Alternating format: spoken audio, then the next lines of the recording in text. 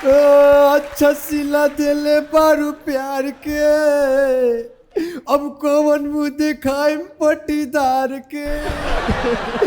तू का जानो तारू एक करे जा, जियो तानी बंटी बबली मार के। टीमना है। अच्छा ऐसा लगे देखी ले तो हमार माथा फाटे लगे। बूढ़ा आई लव यू। के जो जो जो हट। I miss you. ए घंटा ही हमार दिल टूट गइल बा, लागत तो तोरे से जोड़े के पड़ी। ऐसा आई देखा ही कैसन चश्मा पहन ले बतन देख ला लोग हैं फटा ही। अरे बाप रे बाप, लागत हमार टूटल दिल तुरंत जुड़ जाई अभी बूढ़ा। हाँ निकला जैसे बुझाता चले हम बुझाता तू फिर थुरा के उपाय अपन लगावा तारा कह देता नहीं। तू चल जा, 100 रुपया के फूल किले बनी दे के हम पैसा वसूल ले। जाता नहीं लेकिन आप सचेते रही है जानता नहीं हम 440 वोल्ट का लेके बैठल बनी, ऐसे थोड़ा सा दूरी पर ले। राउर दिल टूटल बा? का कहनी है? राउर दिल टूटल बा? ना, हमार दिल टूटल नहीं के, उखड़ी में धा के मूसर से कूचल बा। हमरा प्यार के दिया बिना तिल के भका के बूतल बा। फिर भी हम तनी खुश बानी, फिर भी हमरा दिल में तनिका खुशी बा, काहे कि ओकर टिप टाप का कलम हमरा कॉपी में छूटल बा। अब दे तनी उनका के ना दम डिम्पल जी उनका के हम कॉपी में टिप टाप का कलम धो ले बानी। राउर प्रेम कहानी कैसन रहे? हमार प्रेम कहानी देखी डिम्पल जी, हमार जोन प्रेम कहानी रहे उस सावन भादो के आंधी रहे। आयल जितने स्पीड में गोइल उतने तेजी में, अब जाए से पहले दुका दुका बोल गइल अंग्रेजी में। का बोलस? अरे वो का बोलस? का नु दुका दुका बोलक, मेकअप मेकअप कुछ ऐसा बोलत रहे। अरे ना ना ना, वो मेकअप ना ब्रेकअप बोलले हुई। हाँ मेकअप, हाँ ऐसा ही कुछ बोल रहे। ओकर मतलब का भाई? ओकर मतलब ई कि ऐसे प्यार के शुरुआत होला। और प्यार की शुरुआत कैसे भइली बताई, ओकरा बाद हम बताएं ब्रेकअप के बारे में।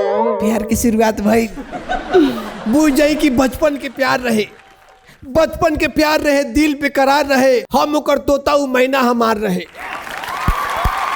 प्यार शुरू भइल स्कूल से, प्यार शुरू भइल स्कूल से, पटैनी एगो फूल से। विश्वास ना भइल हमरा तनिको जब पट गइल छूल से।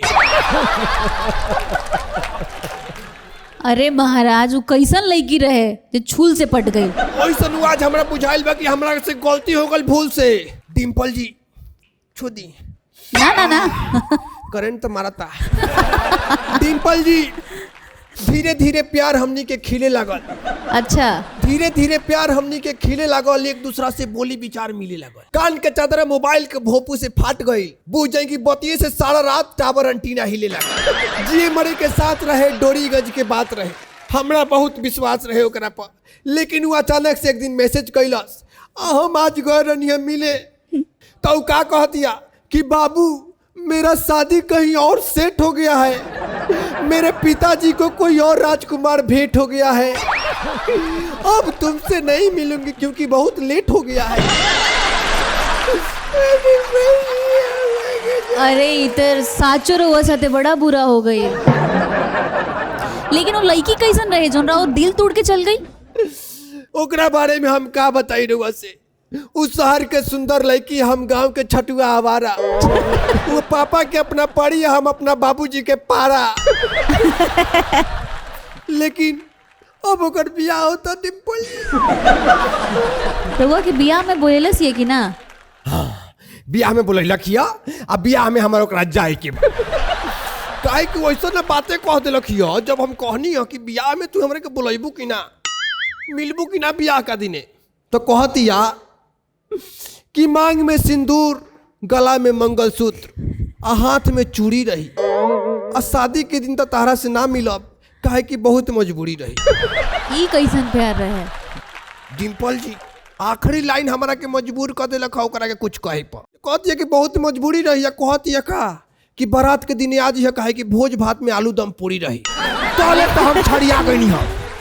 एकदम छड़िया गनी हाँ आ कह देनी हमका मुहे पर कि तू टीमना के आलू दम पूरी पे पोटाई वाला बात बुझले बारू हैं तारा बरियात का दिने 3-3 गो नेवता बा 3-3 गो वाह हैं और में से 2 जगह तो साक्षात मुर्गा भात बा तो हम मुर्गा भात छोड़ के उनका आलू दम पूरी पे जाए ना एकदम ना बताई? एकदम ना लेकिन फिर भी हम जाए प्यार बा ना लास्ट में ऐसा ना ऑफर दे दिलखियो कौन ऑफर बुझ जाई कि बहुत खतरनाक ऑफर दे दिलखियो हमरा मजबूर हो गई हाँ ओकरा बाद हमरा बुझा गेल डिम्पल जी कि वो हमरा से सच्चा प्यार करेली ई बात हमरा बुझाइल हो आज ई कौन ऑफर बा जोन हमरा समझ में नहीं आवत डिम्पल जी जब वो बात कहलखिया हमरा आँख से आंसू आवे लगल ह ऐसा वो बात कहलसिया कि तू हमार लवर हवा तारा के हम स्पेशल व्यवस्था दे अच्छा डिम्पल जी कहलखिया कि तू हमार लवर हवा तारा के हम स्पेशल व्यवस्था दे आ बारात के दिने घर के पिछुती आ जाइ ह ठोंगा में 2 डिब्बा नाश्ता दे अब बताई रहुआ वो हमरा से प्यार ना करत रही तो 2 डिब्बा नाश्ता दी तू हमरा के बरियात में बताई बारात में तो 1 डिब्बा नाश्ता लेवे खातिर आदमी के गमछा फाट जाला 2 डिब्बा नाश्ता मिली तब डिम्पल जी हमरा दिल से आवाज आयल कि भुलाइल का बारा टीमन लवर ना मिली ऐसे नीमन तो अभी वो बिया कहाँ अभी तो वो अपना घरे बियाह शादी के तैयारी में बियाह के दुने भेंट होई पिछुती से 2 डिब्बा नाश्ता लेंगे और निकल जाएंगे तब बियाह के दिन ओकरा से भेंट हुई तले ई टीमना डिम्पल से सेट हुई सोची कितना सुंदर सुशील सिंपल टीमन संग डिम्पल बड़ा दिल फेक बड़ा अभी तो ओकरा प्यार में पागल रहला अभी तो टीमन संग डिम्पल करेला बक हम ऑलरेडी सेट बने केहू के साथे धोखा मिल गया भगवान हमार किस्मत कौनसी से निकले बारे दादा लगत रहे जोन कलम और वो चबा गई वही चबावल कलम से हमार भगवान लिख दिले बारे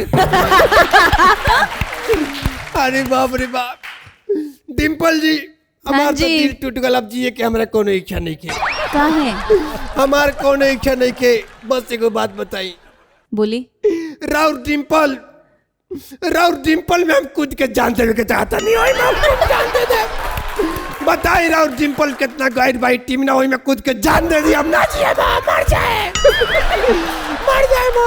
ए महाराज तो हमरा गाल पे डिम्पल हुई तब नो जेकरा गाल पे डिम्पल बा ओकरा में जान दे हम हमरा मोरहु के रहुआ देखा नहीं के हम जाते नहीं ले लिया फूल एगो स्वीकार करी हमरा साड़ी बाप रे बाप